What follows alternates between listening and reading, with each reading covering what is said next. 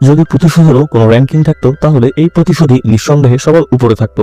British আমলের যোদ্ধারা তাদের এক শত্রুকে লোহার শিকলে বেঁধে মাটির সঙ্গে গেঁথে দেয় এবং তার নিচের অংশে একটি গাছের বীজ বপন করে তার দেহকে সার বানিয়ে সেই গাছকে বড় হওয়ার জন্য ছেড়ে দেয়, যাতে সেনা একসাথে মরতে পারে আর না ভালোভাবে বাঁচতে পারে।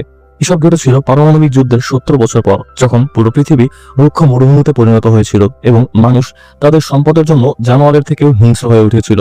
কিন্তু এই বিরল পৃথিবীতে এখনো একটা জায়গা ছিল যা তখনও অক্ষত ছিল, এমন একটি স্থান যেখানে পরিষ্কার পানি ছিল, সবুজ গাছপালা ছিল এবং মানুষ সুখে শান্তিতে বসবাস করত।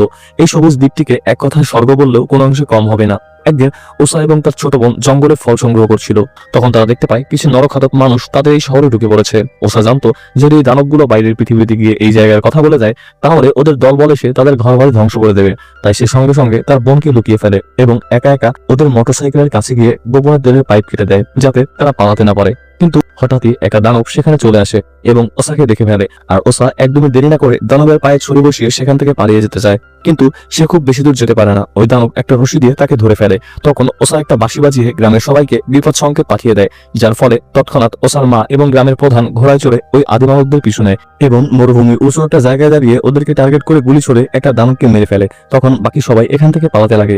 এসব দেখে ওসার মা এগিয়ে আসে এবং আরো একটা দানবকে ছুরি আঘাত করে মেরে ফেলে। কিন্তু যুদ্ধ এখানে শেষ না, এটা সবেমাত্র শুরু ছিল, কারণ ওসার মা জানতো এদের সবাইকে এই মুহূর্তে জানে মেরে না দিলে এরা সবাই ওদের কাবিলায় ফিরে গিয়ে ওদের সর্দারকে ডেকে নিয়ে আসবে এবং এই সুন্দর স্বর্গে আঘাত হানবে।